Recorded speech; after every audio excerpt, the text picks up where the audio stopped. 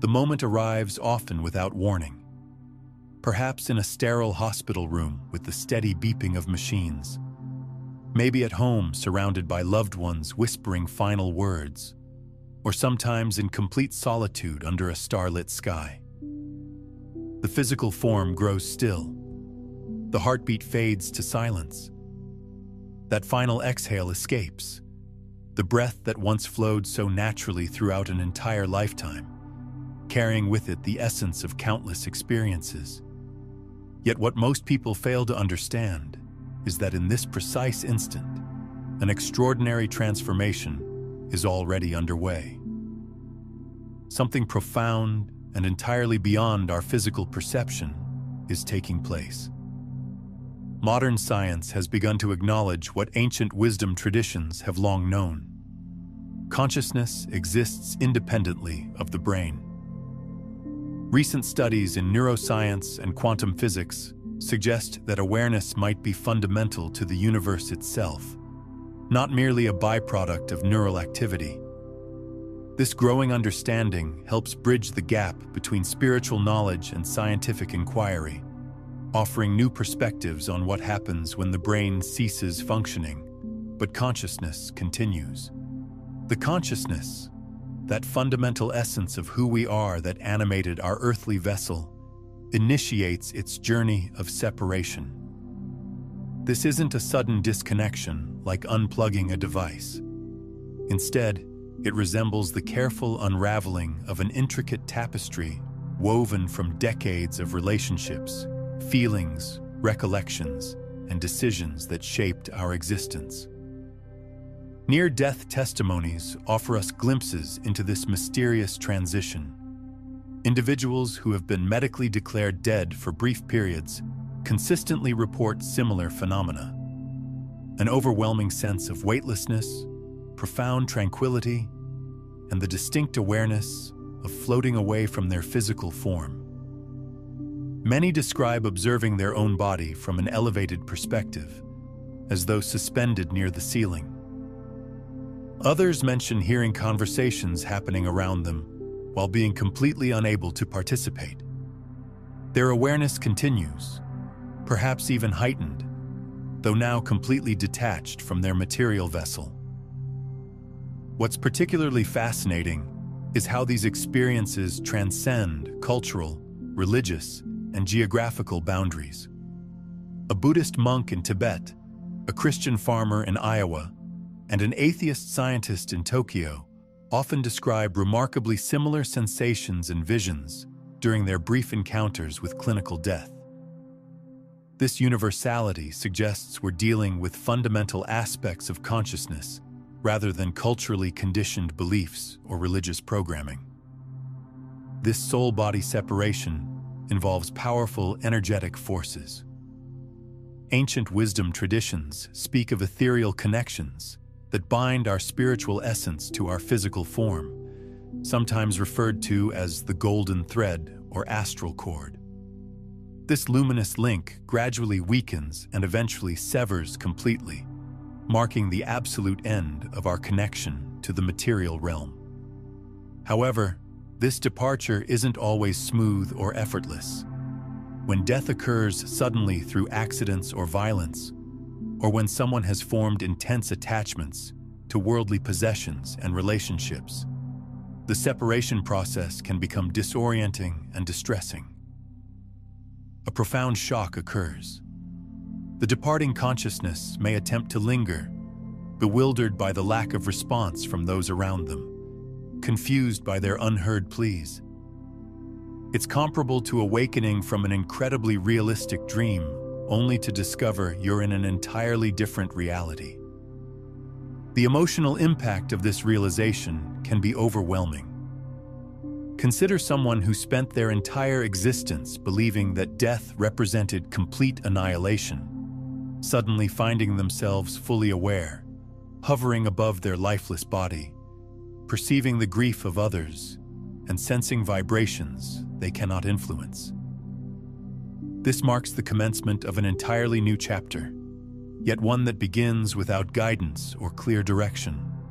Those who have cultivated spiritual awareness during their lifetime often experience this moment with greater ease and understanding. Their consciousness recognizes what is unfolding. They sense the approach of spiritual companions, luminous beings, and protective guides who arrive to assist with the transition. There exists a tender, nurturing reception, like a loving embrace from the realm beyond. The final breath signals not an ending, but rather a profound beginning. While the soul achieves freedom from its physical constraints, it retains the complete essence of its earthly experience. Every joy, every sorrow, every lesson learned. The body is left behind, but the consciousness departs, carrying the fullness of what was lived. This is where our exploration of the soul's incredible journey truly begins. Picture yourself awakening in surroundings that feel recognizable, yet strangely altered. Colors appear more vivid or strangely muted. Sounds seem to emanate from within and around you simultaneously, and the people in your vicinity behave as though you've become completely invisible. You call out desperately, attempt to make physical contact, but achieve nothing. You exist in a state of being simultaneously present yet utterly unseen. This describes how many souls experience their initial awakening in the spiritual dimension. Immediately following the disconnection from their physical body, consciousness doesn't diminish. Instead, it often becomes remarkably clear and alert. The challenge arises because the soul frequently remains unaware that death has occurred. This lack of understanding creates profound bewilderment. The departing consciousness notices that something fundamental has changed, but struggles to comprehend exactly what has happened. This confusion exists because the soul continues to carry the imprints of physical existence. It maintains the same sense of identity, identical thought patterns, familiar fears, and unchanged memories. Consequently, it often attempts to resume normal activities, returning home, conversing with family members, completing unfinished business. Yet nothing responds to its attempts at interaction anymore. Barriers remain closed. Words go unacknowledged. People show no recognition. This generates intense feelings of abandonment and despair. Certain souls might spend days or even weeks wandering near their former bodies, particularly when death occurs without warning. Sudden accidents, cardiac events, or violent endings create such profound shock that the spirit requires considerable time to grasp its new circumstances. It resembles emerging from unconsciousness in an unfamiliar location with no one available to explain your whereabouts or recent events. Various spiritual philosophies, including Kardecist doctrine, teach that this immediate post-death period can significantly influence the soul's subsequent journey. When consciousness remains excessively bound to material concerns, unresolved suffering, or incomplete missions, it may become temporarily trapped in what practitioners call the intermediate zone or terrestrial sphere. This represents a liminal state where the soul continues experiencing the intensity of human emotions while lacking any physical means to act upon them. During this crucial phase, previously established spiritual connections become invaluable. Souls who nurtured lives of inner growth, faith, or charitable actions typically receive assistance more rapidly. Spiritual mentors manifest. Beings of pure light approach to facilitate the transition process. However, souls who lived disconnected from such influences may experience a more gradual, solitary process. Nevertheless, abandonment never occurs. It simply may require additional time to recognize the signs and guidance being offered. Remarkably, individuals approaching death often report encounters with deceased relatives during their final days. These visitations, which many dismiss as hallucinations brought on by medication or illness, may actually represent the soul's earliest contact with the spiritual realm, a preliminary awakening where it begins sensing the invitation from the other side. Additionally, during the initial hours following death, it's common for the soul to observe everything happening around its former body. The emergency response teams working, the tears of family members, the gathering of friends. All of this adds to the phase of confusion and disorientation. The soul witnesses everything, experiences every emotion, but no longer participates in the world as it once did. This rupture in reality often proves difficult to accept. The soul's heightened awareness during this period can be both blessing and burden. Many report being able to perceive the thoughts and emotions of those around them with startling clarity. They sense the guilt of a spouse who wishes they'd said, "I love you" one more time, the regret of children who lived too far away, the relief of family members who watched a long illness finally end. This emotional transparency, while sometimes painful, serves an important purpose in helping the soul understand the full impact of their earthly relationships and the love that surrounded them, even when unexpressed. Interestingly, some souls describe experiencing what could be called dimensional overlap, moments when they can partially interact with the physical world. They might successfully move a small object, cause a light to flicker, or create a brief temperature change in a room. These phenomena, often dismissed as coincidence by skeptics, represent the soul's attempt to communicate its continued presence and provide comfort to those grieving. Time continues its earthly progression, but in the spiritual dimension, temporal experience transforms completely. Nevertheless, according to numerous spiritual traditions, from Brazilian Spiritism to Tibetan Buddhist teachings to Hindu mystical practices, the initial 7 days create what could be described as a transition tunnel, an energetic pathway where the soul remains intimately connected to material reality. Following the initial shock of recognizing its separation from the physical body, the soul naturally seeks familiar landmarks and experiences.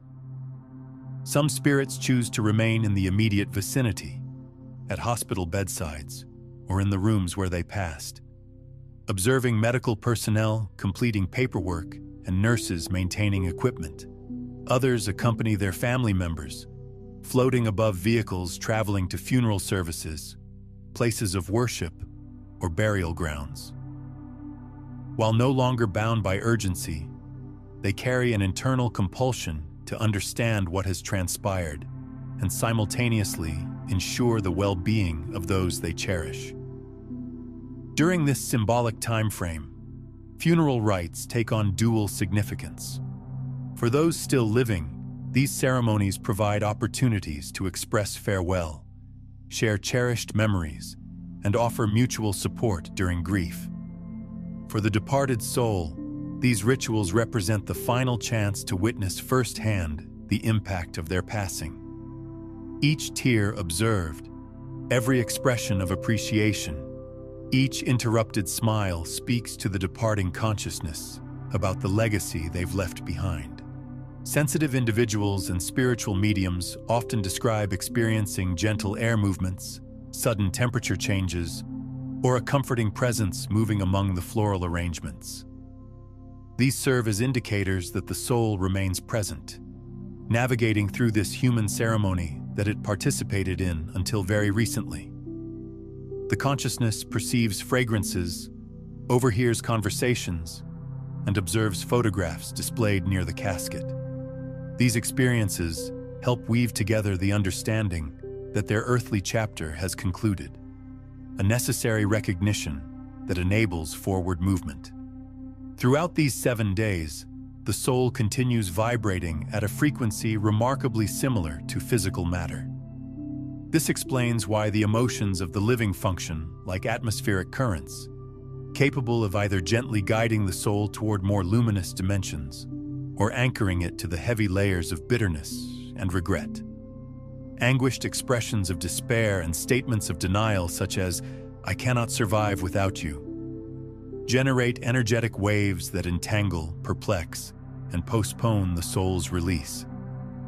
Heartfelt prayers, loving recollections, and peaceful acceptance function as gentle beacons illuminating the path forward. Various cultures commemorate the seventh day through religious services, ceremonial gatherings, incense ceremonies, or intimate meetings to exchange stories and memories. From a spiritual perspective, this marks what could be called an energetic conclusion. The invisible threads still connecting the soul to its previous dwelling begin dissolving. When the soul has managed to accept its death, experienced supportive energy, and understood its transformed condition, its vibration elevates and a gateway, described as a luminous tunnel, a silver pathway, or a sapphire mist doorway, opens, beckoning it to advance. The appearance of this gateway often coincides with what many traditions call the gathering of guides.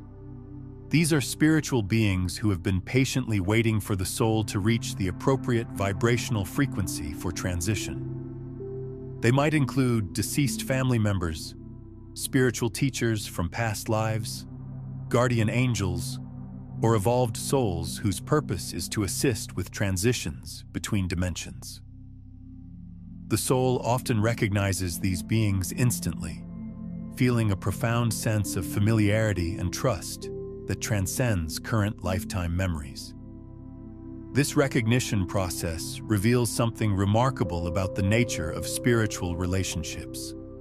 The bonds we form with certain individuals, those instant connections, the feeling of having known someone forever upon first meeting, the inexplicable trust we place in certain people, often reflect deeper soul connections that span multiple lifetimes and dimensions. These spiritual family members serve as anchors of love and guidance throughout our journey, appearing at crucial moments to offer support and direction. Yet this process doesn't follow a rigid mathematical formula. Reports exist of spirits who complete this phase within hours, while others, overwhelmed by earthly attachments, may linger for months or longer.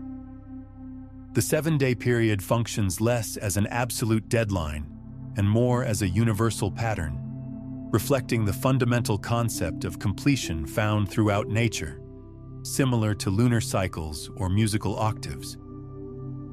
Once this cycle reaches fulfillment, the soul possesses the basic requirements to separate from Earth's dense frequency and enter more refined transitional realms.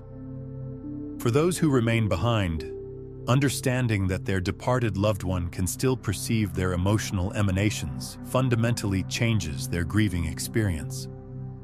Converting pain into appreciation, sharing stories that honor accomplishments, offering prayers, or simply directing loving thoughts toward the deceased contributes meaningfully to their peace and spiritual progress.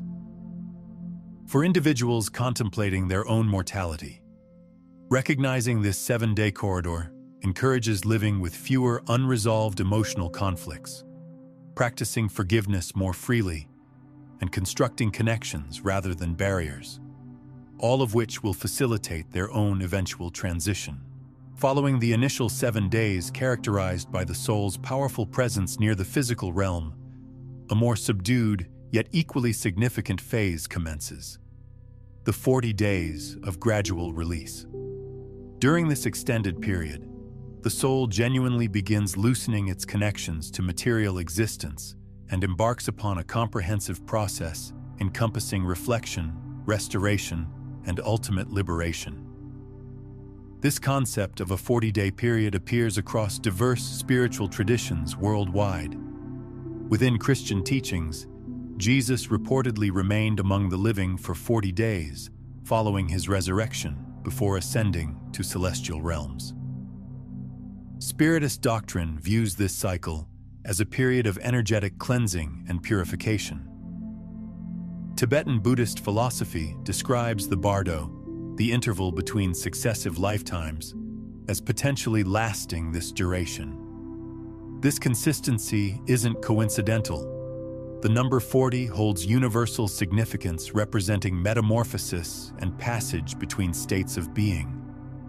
Throughout these 40 days, the soul experiences something comparable to opening an ancient volume and carefully examining every page of the life recently concluded. The purpose isn't external condemnation or judgment.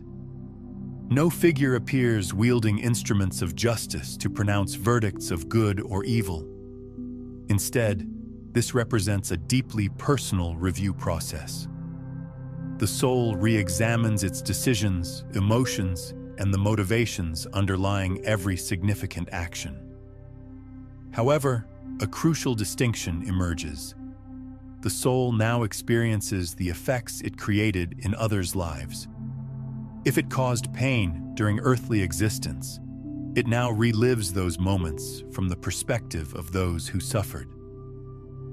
If it expressed love, it re-experiences that affection with all the emotions it generated in recipients. This constitutes one of the most transformative aspects of the afterlife experience, gaining complete understanding of how one's actions rippled through other lives, both positively and negatively, as though finally perceiving the echoes left in every heart that was touched. During this stage, the soul typically receives companionship from luminous beings known across various traditions as spiritual counselors or guides. These entities don't appear to criticize or praise, but rather to provide assistance and understanding. They reveal alternative choices that could have been made, help the soul comprehend why certain hardships occurred, and most crucially, facilitate learning from these experiences. While the past cannot be altered, profound wisdom can be extracted from it.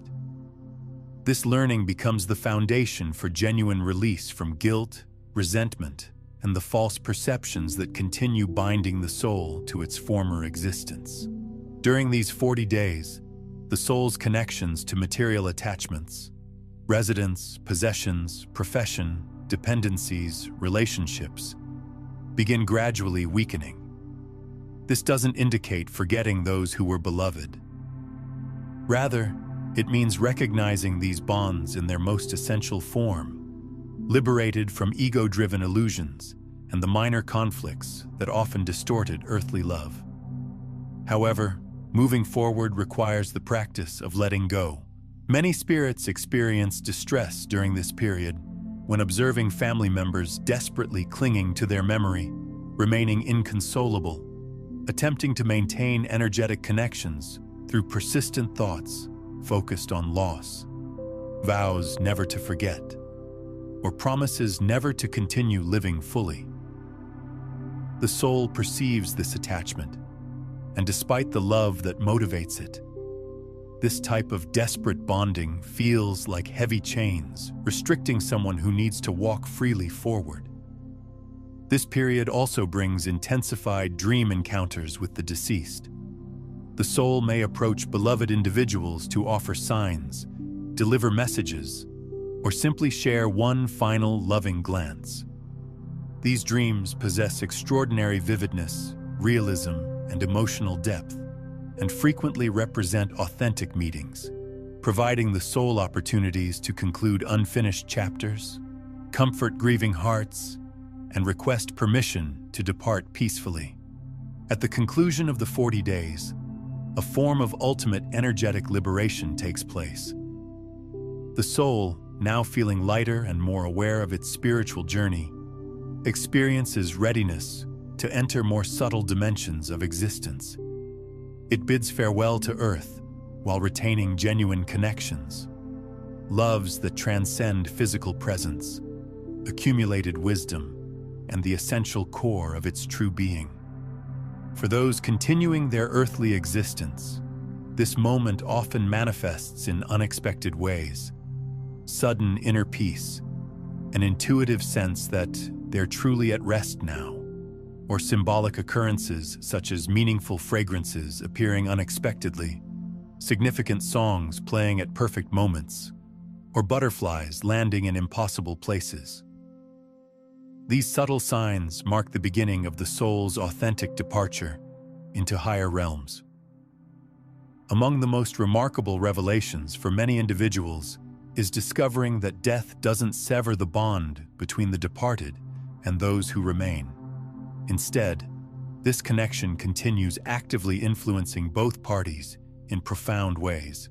During this sensitive transition period, particularly throughout the initial months following departure from physical form, the emotions expressed by the living create powerful reverberations throughout the spiritual journey of the ascending soul. This might initially seem exaggerated, but consider this perspective. During life, when we share deep emotional connections with someone, we often intuitively sense their distress, even without verbal communication. Now imagine that same connection existing without the limitations imposed by physical bodies or the barriers created by ordinary senses. This precisely describes what occurs in spiritual dimensions. Emotions transform into direct energetic transmissions that reach the soul with unfiltered intensity. As previously discussed, mourning represents a natural human response. The anguish of separation, tears of sorrow, and feelings of longing all constitute normal elements of the farewell process. Problems arise when this love transforms into desperate clinging.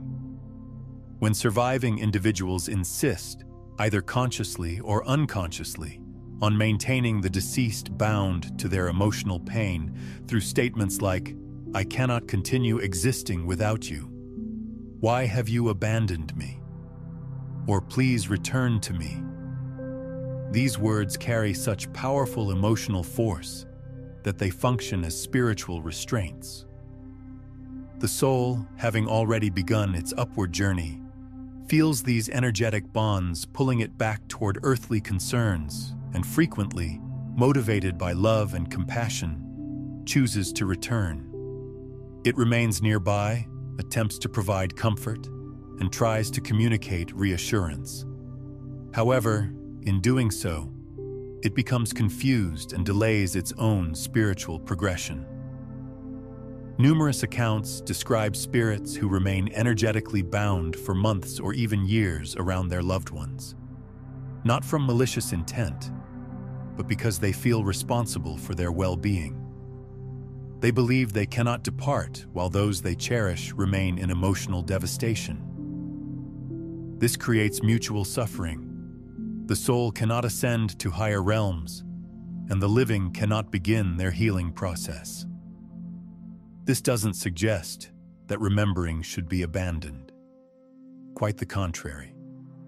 It means celebrating the presence that person brought to your existence without tying their memory exclusively to suffering and loss. Authentic love never disappears completely. It simply transforms into a different expression. When the soul finally feels liberated to continue its journey, it can also visit, inspire, and comfort you more effectively, because now space exists for those interactions to occur naturally. A pivotal moment arrives, following the processes of detachment and life examination, when the soul encounters either a conscious choice or an irresistible calling. This represents the opening of spiritual gateways, inviting the newly liberated consciousness to advance along its destined path. But what lies ahead? Does a predetermined destination await? Perhaps traditional concepts of paradise and punishment, peaceful colonies, or entirely new worlds? The reality proves less rigid than ancient religious doctrines once depicted, yet far more magnificent and complex. The soul's destination isn't a geographical location, but rather a vibrational manifestation of what it cultivated internally throughout its earthly experience. Spiritual gateways essentially function as frequency passages or dimensional doorways. Some souls enter these new planes under the guidance of advanced spiritual beings. Others experience an internal compass, an inner beacon calling them forward. Additionally, some souls, despite being freed from physical constraints, remain bewildered or trapped, unable to access any gateway, typically due to dense emotional states such as guilt, terror, vengeance, or excessive attachment to earthly concerns. These portals can lead to numerous different destinations and experiences. One of the most detailed descriptions of these realms comes from the extensive spiritist literature channeled through Chico Xavier. In works such as Astral City, communicated by the spirit André Louise, elaborate spiritual communities are described. Well-organized cities featuring buildings, healing centers, libraries, gardens, educational institutions, and research facilities where souls undergo phases of restoration, learning, and preparation for new experiences. Mediums from various countries and cultures report remarkably similar encounters and descriptions. These represent high-frequency environments accessible to souls who, despite human imperfections, lived with integrity, ethical principles, and genuine desire for personal growth.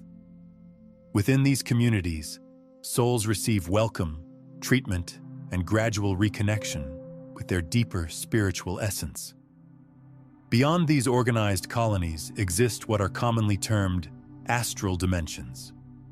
These levels of existence don't possess fixed boundaries, but rather consist of vibrational layers or frequencies.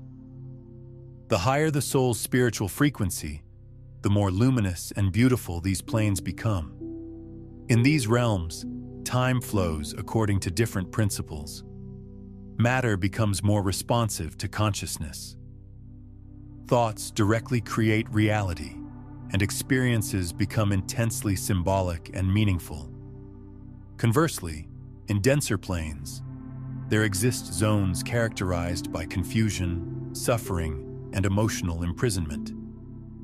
Some traditions call these the borderlands, while others refer to them as shadow valleys. Many mistakenly believe these represent punishment, but they more accurately reflect direct manifestations of unresolved mental and emotional conflicts. Not every soul proceeds directly to an established colony or specific plane of existence. Many pass through transitional zones, areas designated for observation, waiting periods, or preliminary treatment. These function like emergency rooms in hospitals, where souls are received by experienced mentors, undergo vibrational assessments, and prepare for their next phase of existence. Within these spaces, many reunite with previously deceased family members, longtime spiritual guides, or even entities who accompanied their earthly lives without ever being consciously recognized. Ultimately, does the soul actively choose its destination? Both yes and no. The soul doesn't make selections as one might choose accommodations from a travel catalog, but rather becomes naturally drawn toward destinations, matching its vibrational frequency and spiritual development. However, souls possessing greater spiritual awareness, those who engaged in inner work during their lifetime, possess enhanced clarity during the transition moment. They sense the gateways opening, perceive the available invitations, and recognize the various paths. This clarity enables more conscious choice-making and allows their journey to continue with reduced resistance and confusion. After traversing the spiritual gateways and arriving at their vibrational destination, the soul enters a new phase, the period of spiritual healing and conscious re-education. Here it begins comprehending everything it experienced, everything it felt, and everything it still needs to develop. Most importantly, this is where genuine healing occurs. Yes, souls also carry wounds and traumas. Even liberated from physical form, consciousness may harbor emotional pain, ancient traumas, profound regrets, and burdens that weren't resolved through the death process. Contrary to popular belief, leaving the physical body doesn't erase everything, and provide a completely fresh start. Because consciousness maintains its essential identity and accumulated experiences. Among the soul's initial experiences in subtle realms is reception into spaces specifically designed for energetic and emotional restoration. Many traditions describe these places as radiant, peaceful chambers where specialized entities work with love and wisdom. Here, the soul truly rests in the most literal sense. Some spirits sleep for days, weeks, or even months by earthly measurement. This represents deep, restorative slumber necessary for reorganizing their energetic structure and processing their recent transition. It's comparable to a decompression period, like a deep-sea diver who must rise gradually to prevent collapse from pressure changes. Others undergo more active therapeutic treatments. They receive magnetic healing, become enveloped in subtle vibrational energies, or participate in counseling and clarification sessions with spiritual mentors. All of this serves a single purpose: restoring the being's fundamental balance and harmony. Following the restoration phase, the soul receives invitations to expand its consciousness and understanding. This occurs through education, not theoretical, abstract knowledge, but living, practical wisdom applied directly to spiritual growth. Schools exist within the subtle planes. Yes, actual educational institutions. However, the teaching methodology differs dramatically from earthly learning. Knowledge doesn't come solely from books, but through direct experiences, vibrational simulations, and sharing between spirits of varying developmental levels.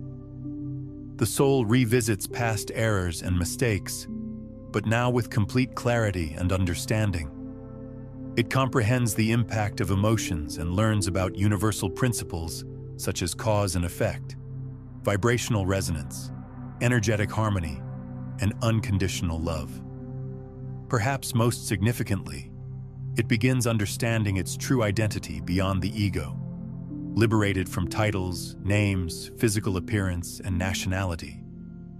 The soul discovers itself as pure essence. This recognition alone constitutes a profound form of healing. As strength and awareness increase, the soul begins preparing for its next evolutionary step. This doesn't necessarily mean immediate reincarnation. Multiple possibilities exist. Some souls choose to remain longer in the subtle planes, deepening their understanding, assisting other transitioning consciousnesses, or developing specialized abilities. They become agents of the spiritual realm, engaging in missions of support, rescue, or inspiration among those still living on Earth. Others, upon recognizing what they still need to develop, decide to return to physical matter for a new incarnation. This decision isn't made impulsively or carelessly. It represents a conscious process, discussed thoroughly with guides and mentors, and adjusted with precise planning. Every detail of the future existence receives careful consideration. The family environment, social circumstances, challenges to be faced, gifts to be developed, and the meetings and separations that will serve as catalysts for continued evolution. The planning process for reincarnation involves far more detail and spiritual guidance than most people imagine. Many wonder, can the soul visit Earth during this period? Absolutely. And in fact, this occurs much more frequently than most people realize. We're not discussing reincarnation here, but rather spiritual visitations. Moments when the soul, already fully disincarnated, temporarily returns to Earth to observe, comfort, bid farewell, provide protection, or simply remain close to those it loves. These visitations manifest in ways so subtle they often go completely unnoticed, while others are so powerful there's no doubt whatsoever. They were definitely here. Multiple ways exist for souls to manifest among the living, and these vary based on the spirit's evolutionary level, its emotional connection to those on Earth, and the specific purpose of the visit. Dream encounters. This represents one of the most frequent and impactful forms of spiritual contact. Anyone who has lost a beloved person has likely experienced this phenomenon, dreaming of that individual in such a vivid, lifelike manner that upon awakening, it feels like a genuine encounter occurred. And frequently, it actually was. These aren't ordinary dreams, but actual astral plane meetings made possible by the release of the physical body during sleep. The soul of the living person meets with the soul of the deceased. They exchange glances, embraces, and words that remained unspoken during physical life, returning with lighter hearts as though something important had been resolved. These dreams often contain remarkable details, brilliant colors, physical sensations, and clear messages. We awaken saying, "That wasn't just a dream. I know they visited me." And this intuition is typically accurate. Subtle manifestations in daily experiences. Sometimes the soul doesn't appear visually, but leaves unmistakable signs of its presence. A recognizable fragrance that appears without explanation. A meaningful song that begins playing at precisely the right moment, with lyrics that convey everything needed. An object that falls without apparent cause.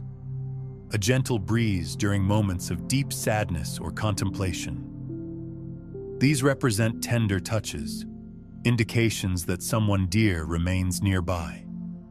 These manifestations occur more frequently when the soul senses that someone requires support or comfort. It comes, observes, and provides solace. While it may not always intervene directly, its presence alone brings comfort and inner strength. Direct spiritual appearances. In rarer instances, usually involving mediums or naturally sensitive individuals, the soul may manifest in nearly visible form, a silhouette, a light in the room, an image beside the bed, or sometimes an audible voice. This isn't common, and not every soul possesses permission or the ability to manifest in this manner. Protective guidance. Certain situations exist where the soul, particularly if it already functions as a guide or protector, may directly intervene in the life of the incarnated person, preventing accidents, inspiring important decisions, or gently nudging someone toward beneficial changes in direction. The person experiences premonitions, strong intuitive feelings, or senses an invisible hand providing guidance. And that's precisely what occurs. How can we encourage these encounters? Maintaining an open heart represents the essential first step. Finding peace with the departure, accepting the natural life cycle, and cultivating positive emotions creates a safe bridge between dimensions. Sincere prayers provide assistance, as does remembering the person with joy, speaking to them with affection, even without expecting verbal responses. Most importantly, avoid obsessive waiting or demanding. Spiritual visits don't occur on command or according to our schedules.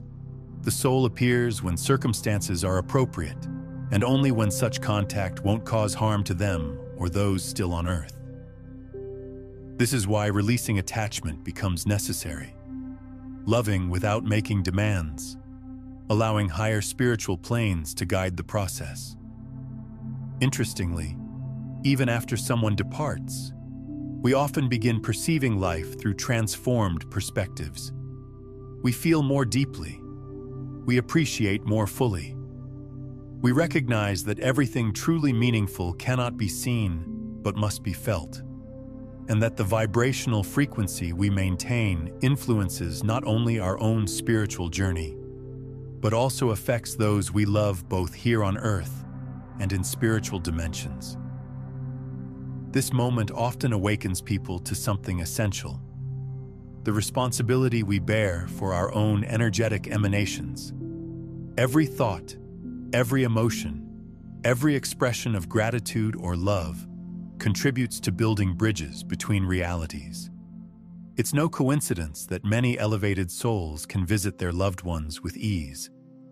They maintain high vibrational frequencies, and living individuals who keep their energetic fields clean, light, and conscious can perceive these visitations because they remain in harmonic resonance. If you sense this calling to reconnect, to transform your vibrational frequency and begin manifesting a life more aligned with your authentic essence, I invite you to explore the Quantum Consciousness Challenge, a 21-day program focused on daily gratitude practice. You'll reprogram your mental patterns and unlock your complete energetic potential. It involves 3 weeks of conscious practice, vibrational elevation, and activation of your connection with the most subtle and profound aspects of existence. Many participants report experiencing genuine transformations in their lives. Perhaps this represents your perfect moment for growth and change. You can access this program through the first pinned comment below. Throughout this initial year following departure from physical form, specific moments are recognized as vibrational gateways, instances acknowledged across various traditions as openings between dimensional realms. The 7th day, as we've explored, marks the first major energetic release. The 40th day signifies the completion of the detachment cycle from material concerns, and the first anniversary of death is considered a complete closure, representing a kind of spiritual harvest of what was cultivated during life and throughout the transition process. When a full year has elapsed since a soul's departure, something shifts both energetically and spiritually. It's as though a cosmic circle finally achieves completion, enabling that consciousness to advance with greater freedom and lightness. Simultaneously, those remaining on Earth can transform their pain into peaceful remembrance and spiritual understanding.